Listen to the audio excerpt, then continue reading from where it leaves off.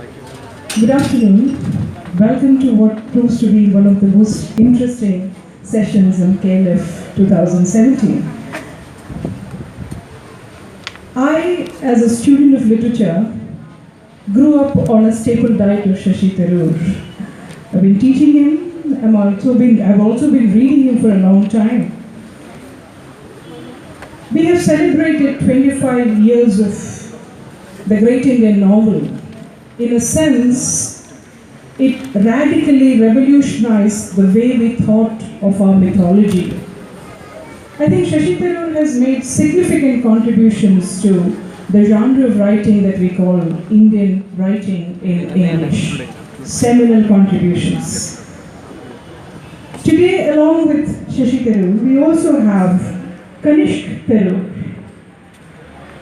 When I read him last week, I thought that he does not require the legacy of a name, Tharoor. He can stand up on his own feet. The book was very, very interesting. In fact, I fell in love with the book at the first glance.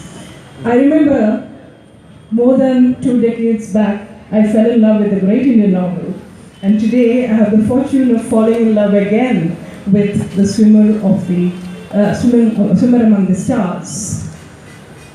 I begin with a question which, in a sense, is both to Shashi and to Kanishk. We live in difficult times, and both their works, I'll specifically be concentrating on an era of darkness because that's been released recently. Both their writings, in a sense, speak about the nation, how we are trying to move beyond the nation. But the nation is also, in very, very curious ways, is tugging on our sleeves. Sometimes in a dangerous way, sometimes not in a very obvious manner. What do you think is the function of writing, of literature, in this age of a resurgence of nationalism? Well, first of all, great to see you all here. I'm amazed at the turnout at this lovely beach. Good to see some old friends and some new ones as well. Just to say that about Meena's comment that he doesn't need the Tharoor legacy, let me tell you, he's burnishing the Tharoor legacy. I'm very proud that the Tharoor legacy is safer in his hands than in mine. But having said that, I do think that Meena's question is particularly pertinent on these days. Just this morning in our discussion on the future of democracy in the other auditorium, we were talking about precisely this dangerous conflation of loyalty to the government with patriotism, and somehow the word nationalism is used to justify everything there. I've always felt that literature privileges the individual voice, and that what is the strength of literature is that it brings the individual creative artist sensibility to questions that presumably matter to more than just himself, or no one will be reading him, but at the same time speak fundamentally for the one voice that is writing.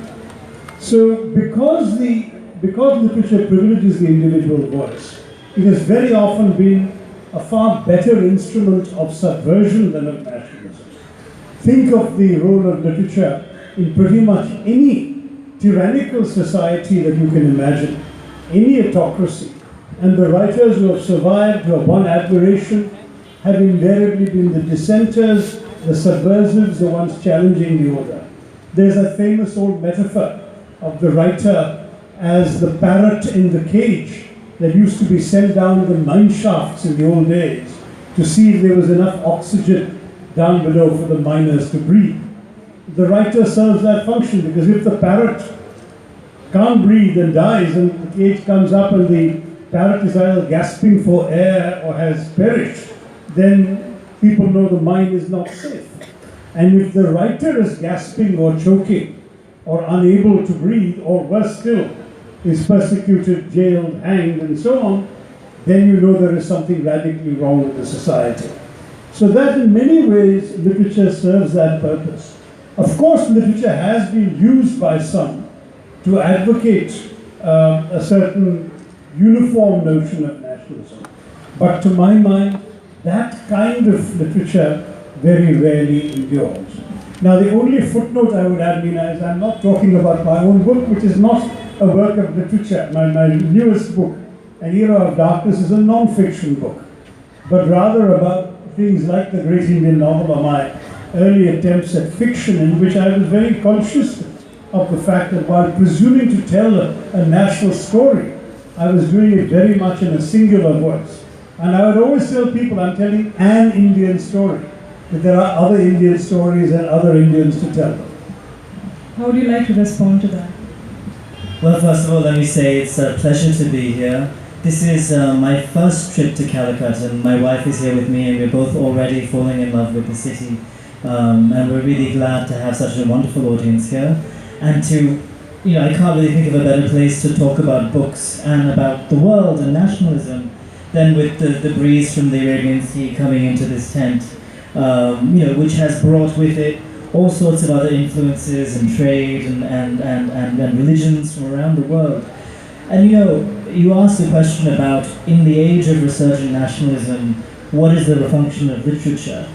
And it made me think that I grew up reading fiction and mythology and poetry, in large part because I was interested in the world far away from me. So, and this is in small part a function of my upbringing, where both my parents filled our house with books, and books from all over the place. So my mother, when we were young, would read to us from the Shahnameh, the Persian Book of Kings, just as much as she might read to us from the collection of Bengali folk tales.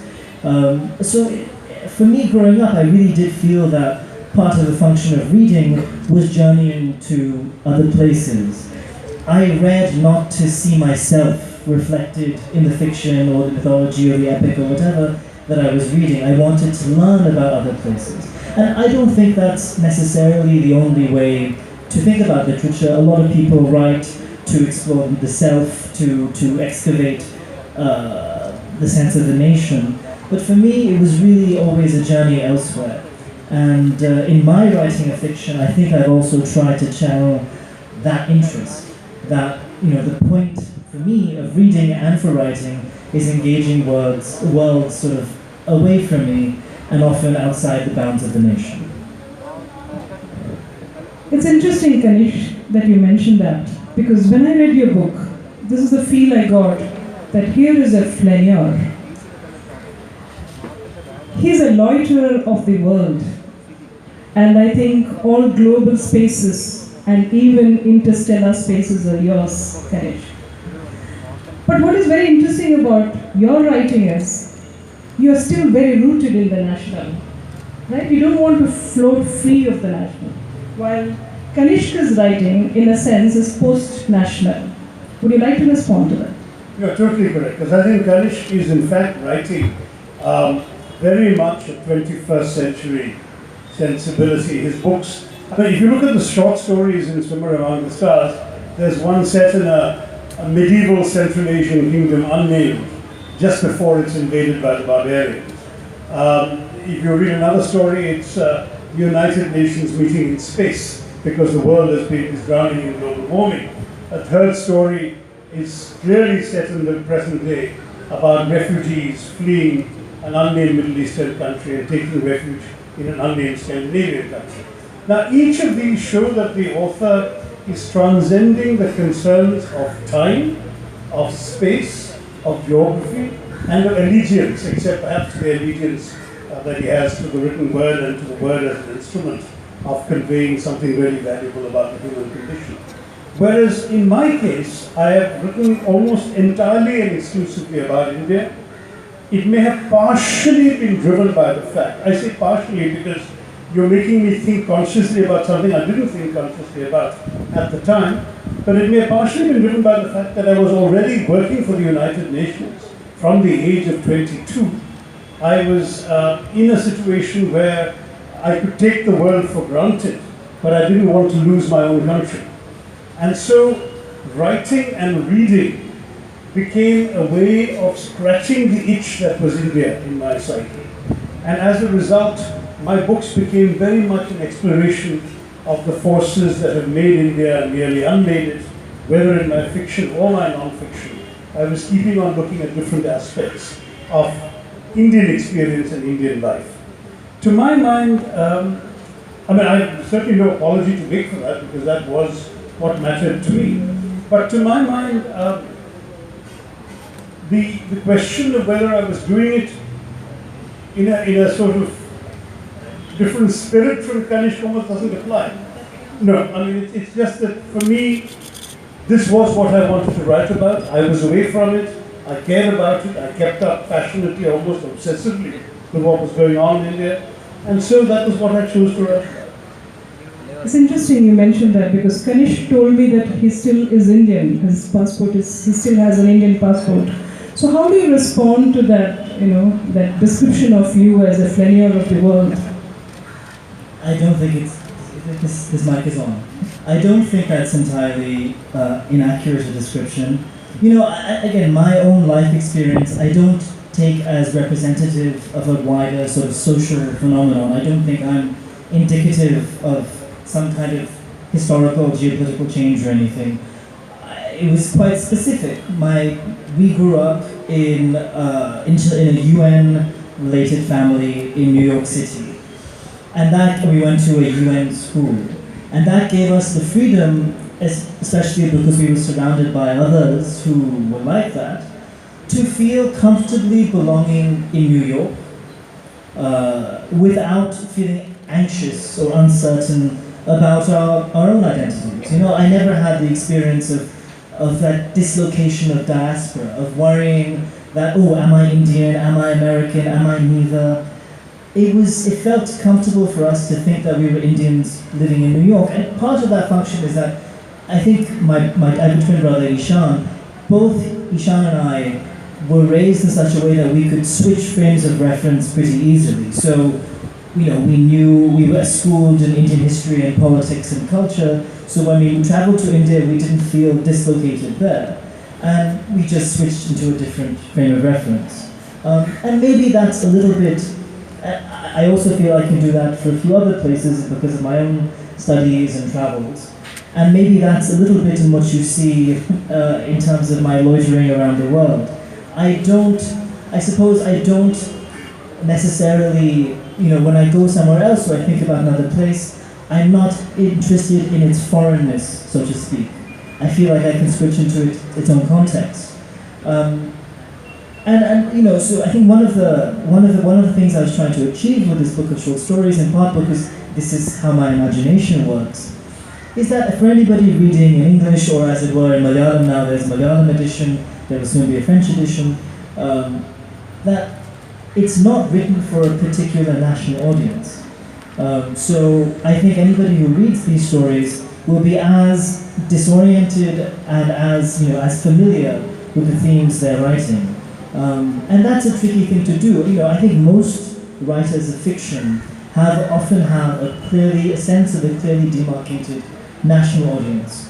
I don't, and it's something that I think is exciting, but it's also something I struggle with as a writer, and putting my work into the world. Does it limit your writing? I don't know if it limits my writing. It may limit the reception of my writing, but I don't think it limits my writing. But I think it is, my book is coming out in the US and the UK in a few months, and I'm very curious to see how my book is received there. In part, I think my book was received very generously last year when it came out in India, and I think part of the reason for that is that Indians are omnivorous readers. Indians are used to reading literature and other things that come from elsewhere. They're used to stepping out of themselves when it comes to writing, when it comes to many other kinds of literature, including sports. So I'm curious, and I don't think Americans are the same way. I think Americans are more used to seeing themselves reflected in the world of fiction they consume. So I'm interested to see how my book is received there. It's very interesting you say that, because if you look at this book, Swimmer Among the Stars, I'm very interested in knowing how the British audience would, look at it, because Kanishk is actually using a technique which is ancient. It was there in Old English poetry. It was there in Norse poetry. I'm sure Professor Sachidanandan would know about this. It's called kenning, where you do not actually speak of a word, but instead of a word, you have a figurative kind of a description. And that, I think, is the forte of your language. You're brilliant, as far as your verbal artifice goes. I love his language more than I love your language. But that brings me to another question. When I said that you were rooted in the national, I nevertheless meant that you did. I still remember at that point of time you were the most cosmopolitan of writers. So how do you speak about literary cosmopolitanism, the need for literary cosmopolitanism in the sea? Well, it's a tough one. I mean, I never thought of myself particularly as being a cosmopolitan writer, in that I had the experience that so many others, frankly, certainly in my generation in urban India had, of hailing from one part of the country, studying in a second part, working in a third part, that kind of thing. I mean, my college friend Ram Guha is sitting here. He's from Bangalore. He studied at St. Stephen's, Delhi. I think he went and did his first job in Calcutta. I mean, this is not untypical of a certain urban, educated Indian experience. And yes, it is cosmopolitan, but it is effortlessly cosmopolitan. We didn't seek to be cosmopolitan. The circumstances of life for a certain segment of Indian society made that possible. My father migrated from a village in Calicut district to London in 1948. I was born in England. Then he came back because he had never intended to be a migrant. He went off to London very much the way in which other Malayali boys went off to Bombay or Calcutta or Delhi to seek their futures. So he came back to live in Bombay. So I went to school in Bombay. He got promoted and transferred to Calcutta. So I went to high school in Calcutta. Then Calcutta was going through various kinds of Naxalite troubles and other things in the university, so I went off to study on my own in Delhi. But as a result, I have a very much a pan-Indian view of India, and my entire sensibility is one that refuses to be rooted in one particular place. Yes, my parents made me very conscious that I'm Malayali. Every year we come back, not just to Kerala, but to their ancestral villages. We spend very little time in Trivandrum or Cochin or Kozhikode. It was always in the villages of my parents' parents that we spent our holiday. So I definitely grew up with a sense of all that as part of my heritage. My father was a very gifted practitioner of Autumn. So that kind of thing I had watched from my childhood. But Kerala is a place where my cousins growing up in the village were reading Satra and Camus in Malayalam. They were performing Shakespeare plays in Malayalam in their primary school. And so when I first came across the story of Merchant of Venice, not in my classroom in Bombay, but as a small child watching my cousins performing it in Malayalam in the village of Elavangeri in Calicut district. So I would argue that there is a lot of cosmopolitanism anyway in India without even the geographical moving about. And that goes back to Kanishk's point that Indians are used to reading about from other parts of the world. I think that's very true. One would argue that Khasakin Itihasam, for example, by O.V. Vijayan, was arguably the first magic realist novel because it preceded 100 Years of Solitude by a few years. And now the question is that if this kind of literary experimentation is not cosmopolitan, what is it? It is. Even if it's rooted in not just one country, but one language and one part of one country. It's interesting you mentioned that, because I still remember when, on the cusp of the change, when Rajiv Gandhi would come into power, you wrote a newspaper article on cosmopolitanism and politics. Do you remember that? You don't? Not anymore. I've been too prolific for my own good. So a cosmopolitan and that's writer. the pre-computer days, so I haven't got it saved in the memory. I just wanted to say that, we also shouldn't just think of cosmopolitanism as reading Shakespeare, I think it's so often, I think one of the problems with the word cosmopolitanism is the extent to which it gets associated with either an urban or foreign elite, Western elite. I think one of the amazing things about India is how naturally cosmopolitan it is at every level of society. I think Kerala is a great example of that. I think it's very easy to just see the intrinsic cosmopolitans of Kerala just going down the road and seeing the mosque next to the church, next to the temple. And I think, I don't want to let cosmopolitanism become some kind of elite, liberal, urban goal. I think it's just a more fundamental thing. And I think it goes back to your question about nationalism and resurgent nationalism, because the resurgent nationalism you're talking about these days, both in India or Turkey or in the US and in East and in Europe, figures as its enemy cosmopolitanism of the elites. So I think, for those of us who are worried about this trend, we have to remember that there is the multitude of identity and senses of belonging isn't something that just accrues at the very top, but it's more fundamental.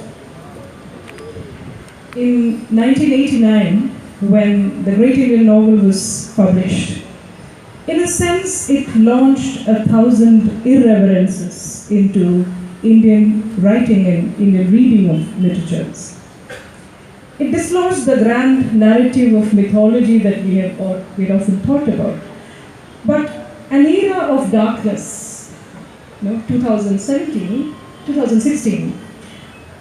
speaks about another kind of a dislodgement. It dislodges the grand narrative of history.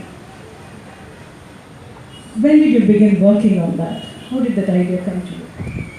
Well, the literal answer is not very long ago, because it got sparked off by a speech I made at the Oxford Union in the summer of 2015, which, when it was posted on YouTube, went viral. And then my publisher, a very good friend, David Arda, who, by the way, had been my publisher when the great Indian novel was published, he said to me, "You've got to write a book." And I said, "This is silly, doesn't everyone know this?" To which his answer was, "No, everyone doesn't know it, because if they did, your speech wouldn't have gone viral." And that got me thinking, and I said, all right, maybe it would be useful to put down in book form the core argument. Though, of course, I had to do additional research to buttress it. But my view had already been formed a long time back, going back, I would argue, to my high school days. Now, the question is, so if I just wrote it between July of 2015 and now, how much has gone into it, so when did it begin? I'm actually reminded of a true story when I was in Singapore many, many years ago with the UN. And I was invited to a demonstration by a Chinese brushwork painter. And the Chinese brushwork painter unrolled a scroll, took out his face, and did these magnificent sort of, swirls with his brush. And at the end of it all, in 3 minutes, his painting was done. And he held it up and said, $25,000. So one of the ladies there gasped and said, $25,000 for 3 minutes? And he looked at her and said, 3 minutes, madam, and 35 years. In other words, to know how to do that in 3 minutes, there was a 35 years of experience and learning behind it. And that, to my mind, is, I suppose, my somewhat defensive answer to the speed with which I wrote this book. Yes, it is written in a relatively short time, but at the same time, it draws from very many years of reading into the subject, not in an as organized and systematic and scholarly a way as a book demands, but out of genuine passion and interest. I mean, I was this kind of crazy kid in high school who, in addition to my schoolwork and required reading, would write my own history essays, going to the library and looking up books which actually the teacher had not prescribed. And the essays were written for myself, they weren't given to the teacher to correct. They were just for my own satisfaction, because the subject engaged me so much, and particularly modern Indian history. So that's why, and by the way, some relative has come across that notebook of mine from when I was 14 and sent it to me, and it isn't as bad as it suggests it should be. So the truth is that engagement really does go back more than 4 decades. It's not a book of history, rather I would call it a book of historiography, where you're looking at the histories that have been written about the colonial era. But it's also interesting because when you speak about a certain correction of history, how do you rectify something that happened in the past? Say, for example, Trudeau apologizing to in the House of Commons in Canada for the Komagata Maru incident, or Kevin Rudd apologizing to the Aborigines. Do you think an apology of that kind, or some kind of a token, gesture, would rectify centuries of, atrocities? Well, rectify may be the wrong word. What I'm looking for is atonement.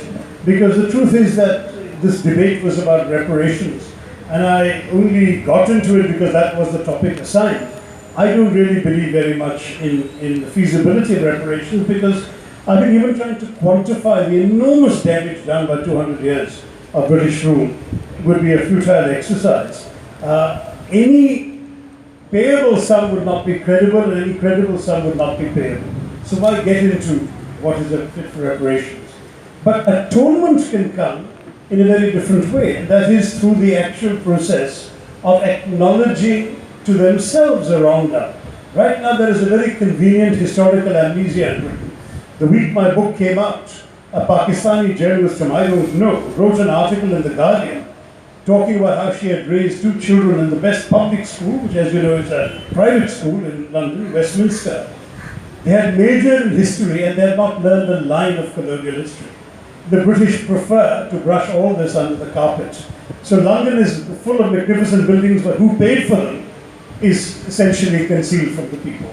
This is where the British, unfortunately, I believe, are doing themselves a serious disservice, because they simply don't know. All they see is that these gauzy, sort of rose-tinted, romanticized dramas like Indian Summers or the Far Pavilions on their television screens. That's all they know about empire, and as far as the atrocities and so on, complete ignorance.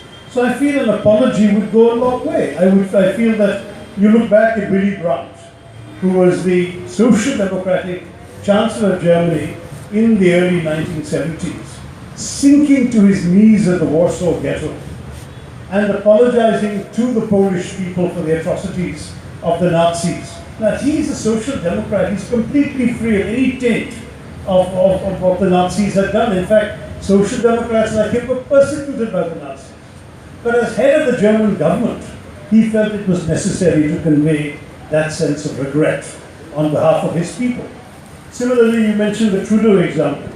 The Komagata Maru was a Japanese ship with a lot of Indians on it. It was turned away by the Vancouver port. And many, in fact, pretty much everybody on that ship met a grisly end either on the high seas or at British hands. So the Canadians didn't directly kill anybody, they were indirectly responsible for their deaths. Still, on the centenary of Komagata Maru, we chose to apologize to the Indian people. So wouldn't it be wonderful if, say, on the centenary of Jallianwala Bagh, which in many ways is a symbol of the worst atrocity of the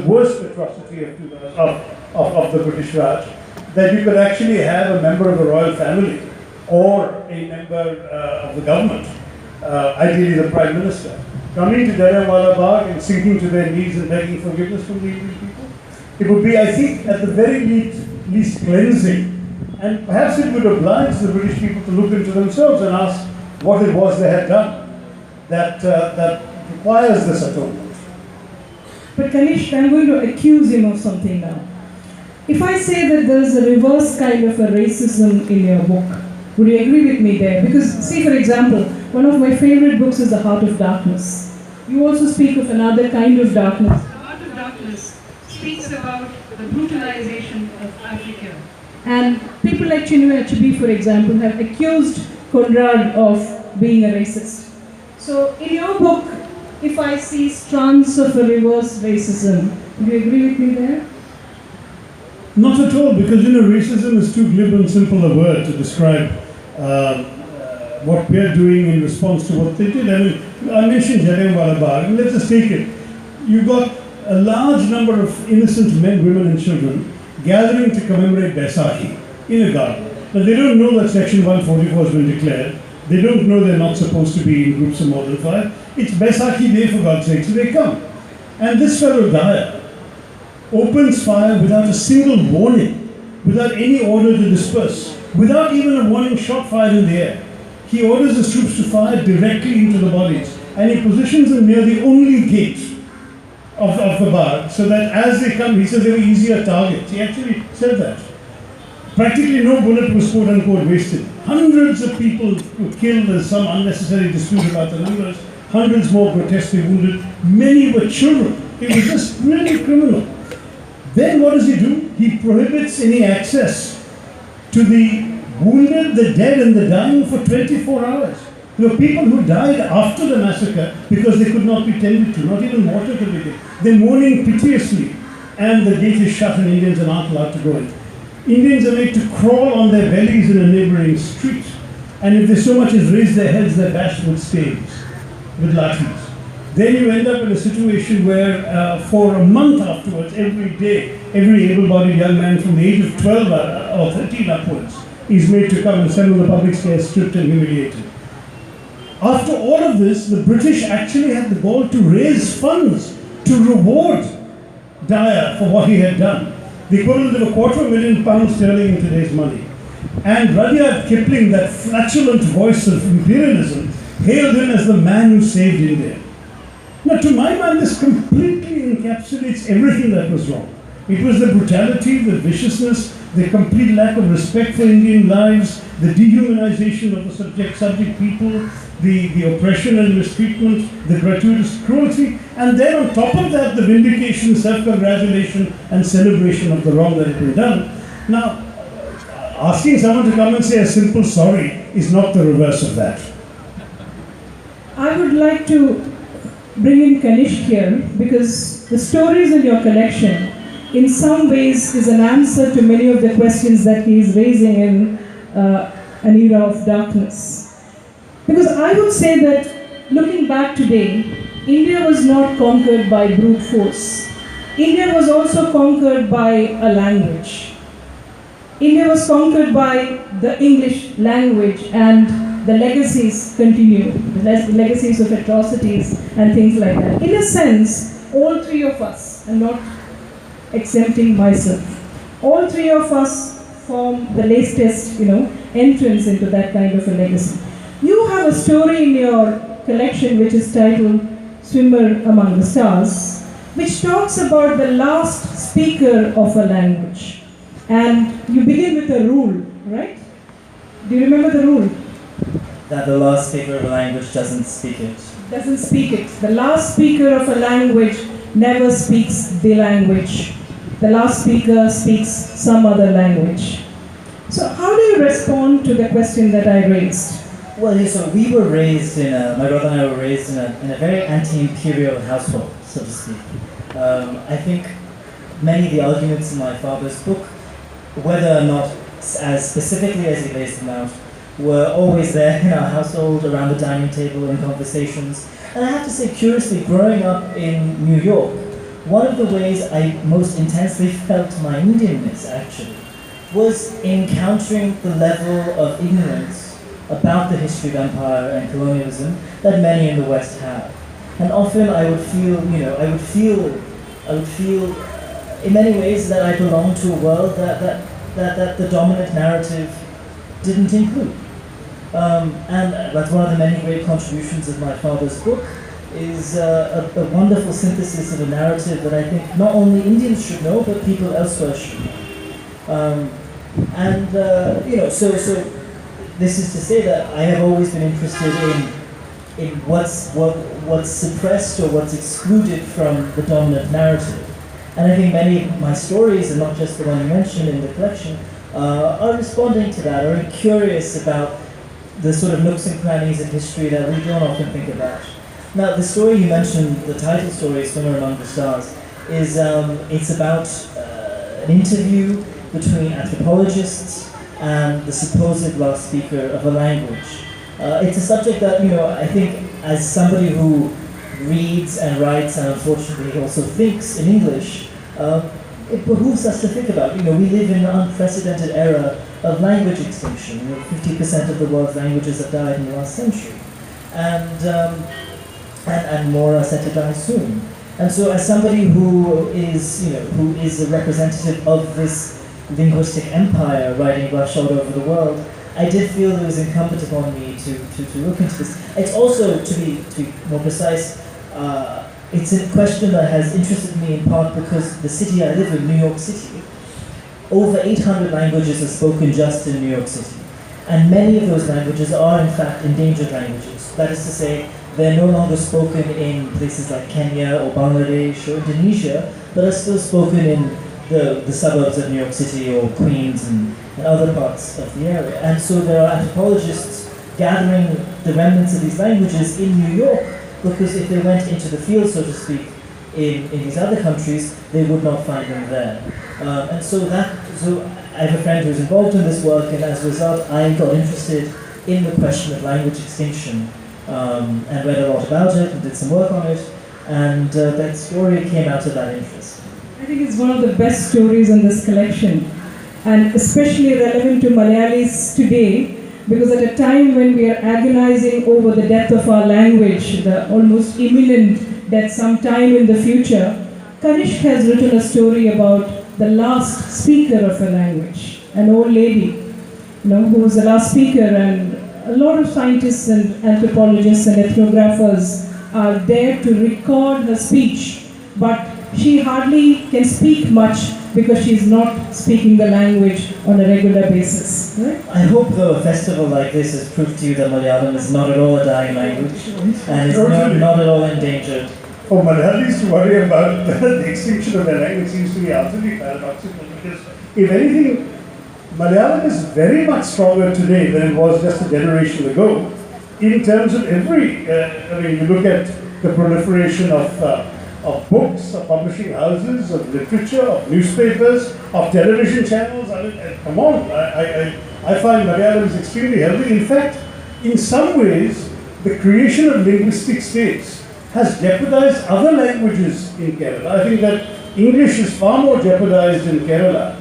I mean, my distinguished predecessor, V.K. Krishnamenon, contested for the Thiruvananthapuram parliamentary seat in 1971 without speaking a word of Malayalam. All his campaign speeches were in English.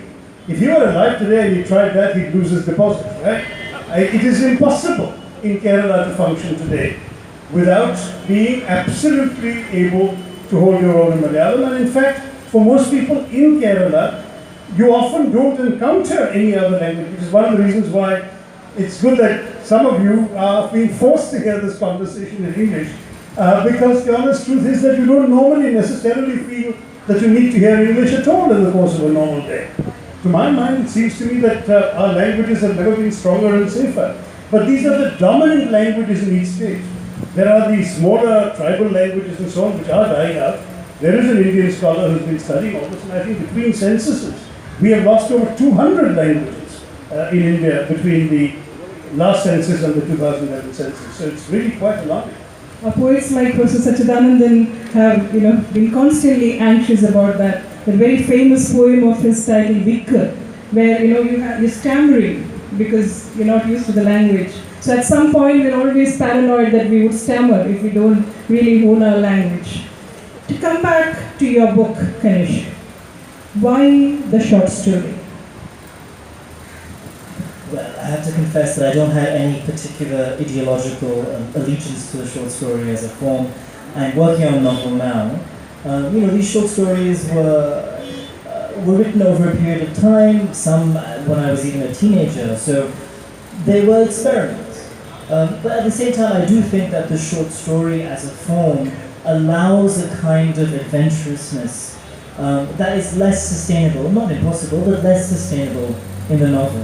I think it's easier, as you, for example, either you or my father, forgive me, mentioned a short story about the United Nations having to meet in outer space because Earth is in such a perilous situation. And that is a conceit that I think can stretch the reader's credulity for maybe 30 pages, but might break it for anything longer, for something like 300 pages. So I think there are certain kinds of conceits and playfulness that are enabled or allowed by the short story that the novel just wouldn't sustain. I think it's a wonderful take, and I do agree with you, and it does allow you the play that makes it all the more delightful. But in Kanishka's stories, I did see a tinge of Borges, I did see Marquez, I did see our own the Persian tales, for example, our own Kathasagar, so many stories, so many narrative traditions reflected in your stories. So, did you grow up reading all this, or is it something that came? I did grow up, I think both my parents were very keen to foist Marquez on us when we were about 12 or 13 years old. But beyond that, I think we also were raised with a very eclectic sense of what literature is. It wasn't just novels from the 20th century, it was, as you mentioned, all sorts of folk tales, epics, and myths. And in many ways, I enjoy reading those and get as much out of those as I might out of a realist 20th century novel. I find both those kinds of sources of inspiration quite fruitful. Also, I have to say, I read a lot more in translation than I read in English. And I think that habit of reading in translation, I think, especially in writing short stories, really helped me find my tone and find the shape of my writing. And you mentioned Borges. I am heavily indebted to some of the South American and Southern European writers and some of the traditions that they have emerged out of. So yes, I think also in general, I believe in the power of the pre-modern kind of telling. It's funny that you mentioned Old English. I studied Old English, and I love the rhythms of that language. And I think in many ways what excites me about the pre-modern way of telling is that it often has more to do with the way a story is told than the story itself. And obviously the story matters. And I think as a writer, living in the age of the internet and TV and film, we really have to think about why is the way I am delivering narrative and meaning in the vehicle of prose. Why is this important now when people have so many other ways of receiving narrative? And I think one of that is that there's a joy in the artifice of writing and the artifice of language. And as a writer, I think that's where I take a lot of pleasure. This is a question I challenge the audience with. Please read this book and see whether you can translate Kanishk. Because as a person who knows both Malayalam and English, some of the stories I think would pose a great dilemma for a translator. So I have a vague feeling that you might feel a little lost in translation, Kanishk. I hope not. There is a lovely Malayalam edition of the book. It already exists, the Malayalam edition. Really? Yes, BC Books has bought it out in Malayalam. Who's the translator? I don't know. Kanishk, do you remember the name of the translator? Is the translator here? No. Anyway, there is a DC Books Malayalam edition of Sunaraman. Really? It's already been published? Already been published, and you should see whether your fears have been hopefully proven groundless. I wanted to ask you a question. Amongst this collection of stories, there's a story of the United Nations in space. What I also felt was, it's a very interesting story. Why was Luxembourg the only woman in the story?